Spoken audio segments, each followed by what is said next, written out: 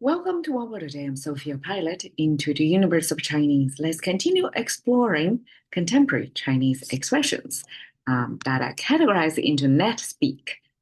That's used by current online users, and it's a new way of expressing. So it may not um, make it long. So these are simply the newest way to say things, and they get more and more popular. So that it's even in my vision, I'm pretty sure there are a lot of new expressions I never take notice, never learn. But this one, 被问报, I've heard it quite a lot, especially for influencers.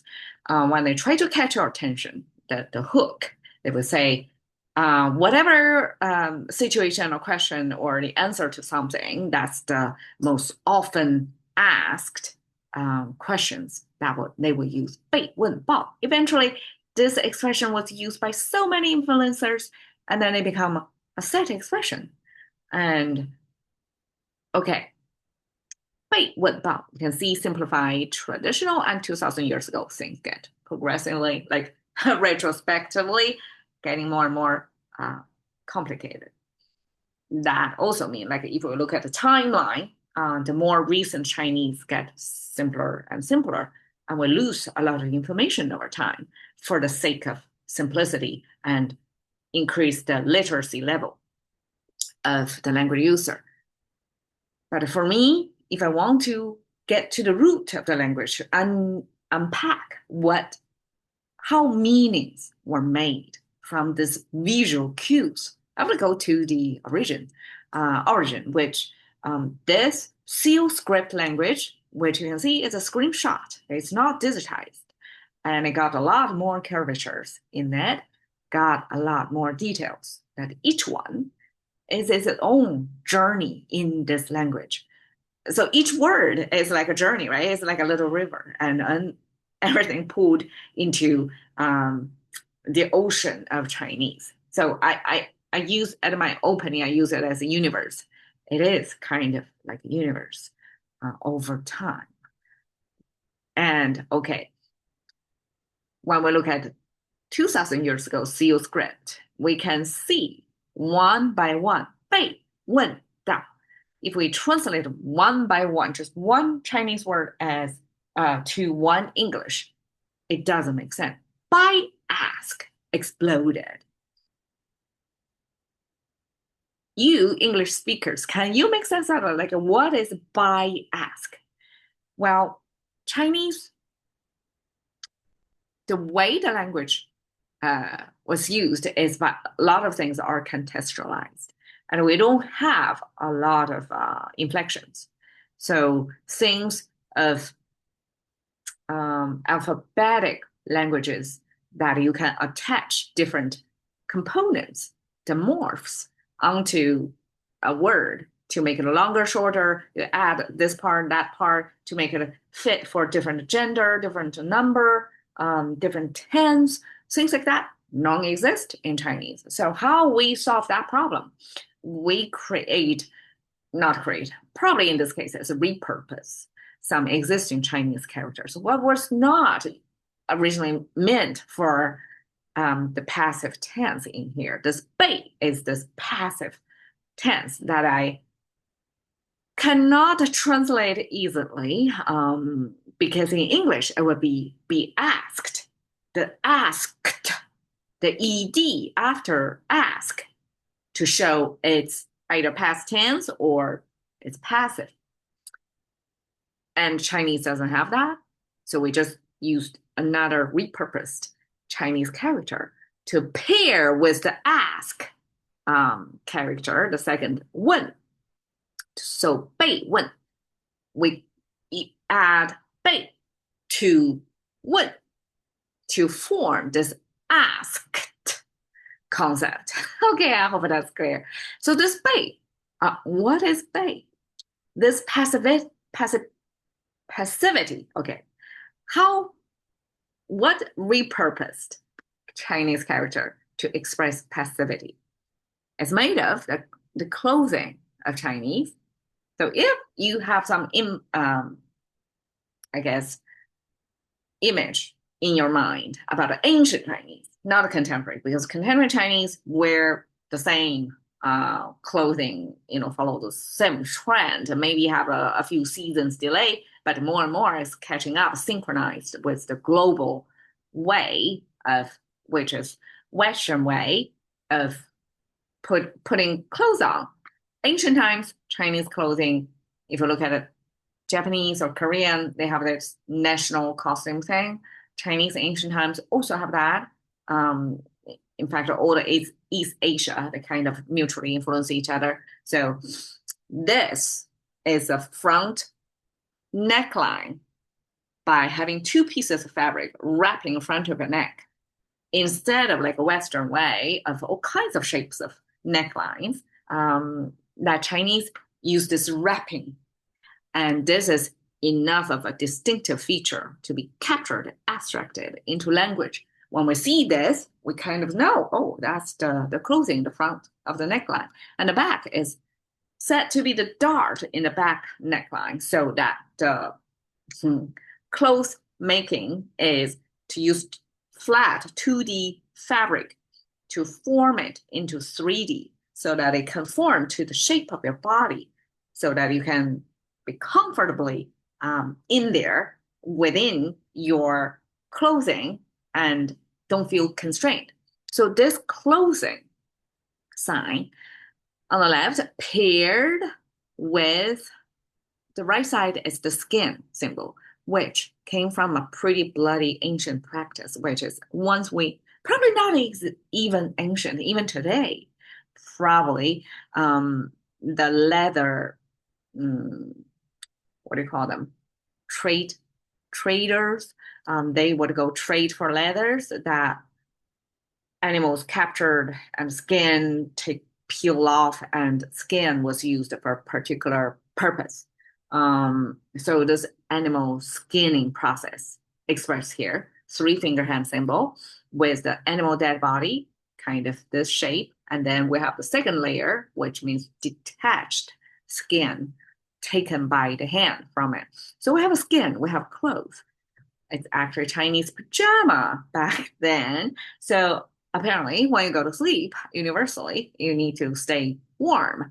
And the clothing you put on at night times as if it's your skin, because we don't have skin, we don't have hair, we don't have fur on ourselves, that we need to protect our body heat during sleep time. So this is pajama.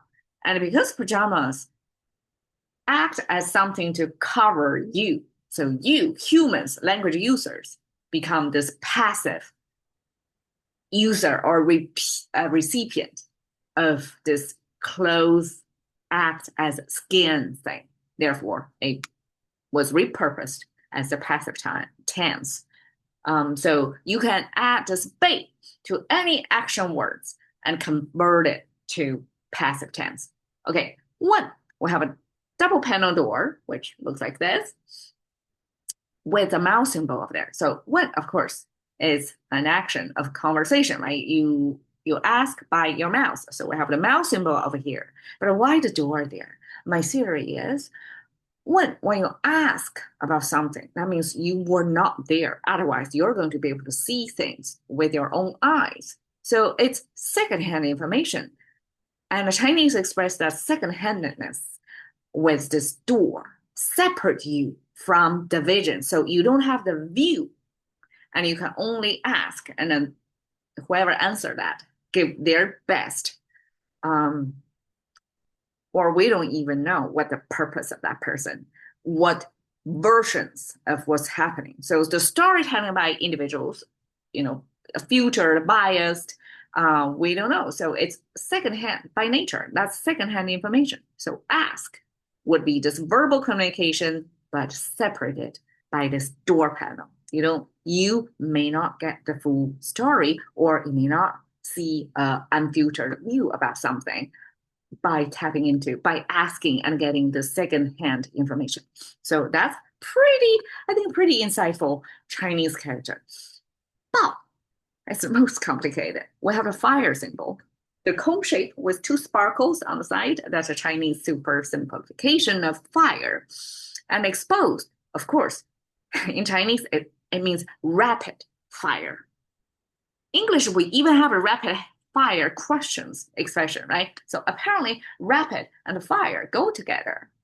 And Chinese use rapid fire to mean explode, explosive. When fires grow their size and energy rapidly, it's kind of explosive. So that's the connection.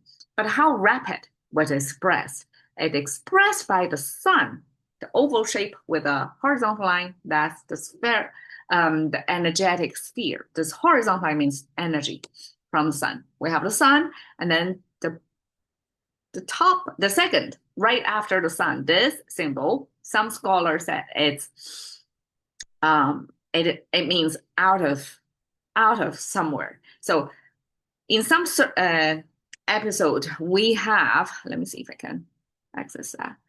Well, the out symbol was created by having a plant excavated out of the soil. And over here, it's already some simplification of that. So we don't get to see the action of the plant out of earth, but we use that to mean it's out. So sun out means sunrise. We see the sun out from the other side of the earth. And of course, ancient time, probably people don't know that. Then we have a double hand. You see three-finger hand symbol here. Now we have both the right three-finger hand symbol and the left three-finger. It means double-handed. You're handling something with both hands.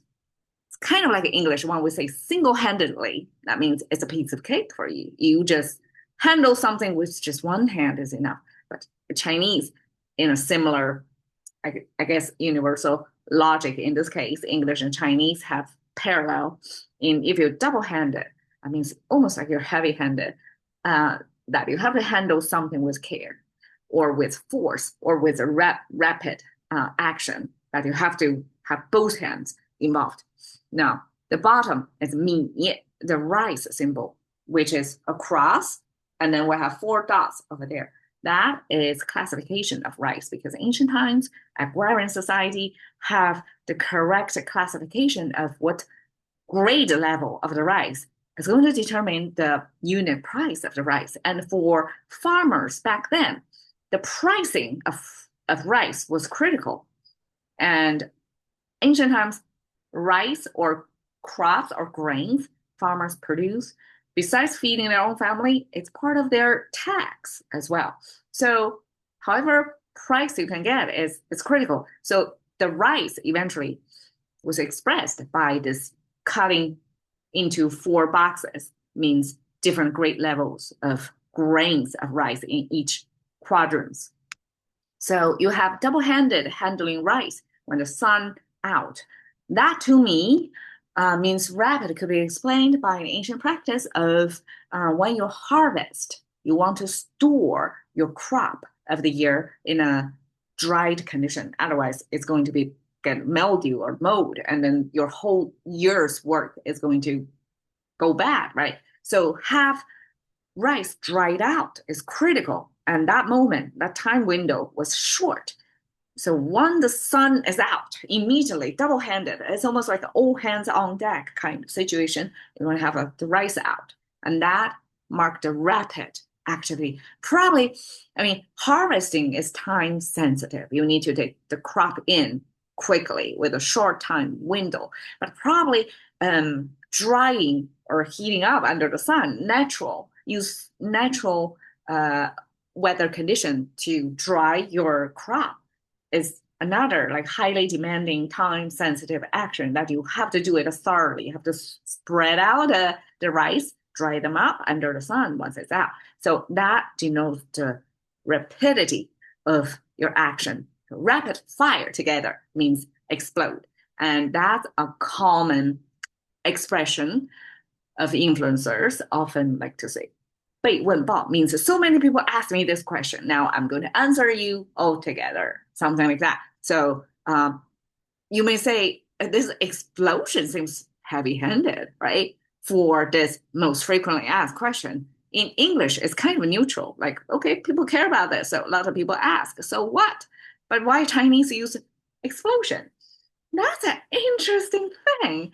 That I think sometimes Chinese users like to use exaggerating terms, just so that they can emphasize the degree of how people concerned about this, how people are curious, and that it's if I guess it may come came from when we still use telephone and the customer service center, they're going to receive phone calls and their phones are going to be explode by so many calls in there. It's kind of an overloaded situation. And that's probably a distance reference to that.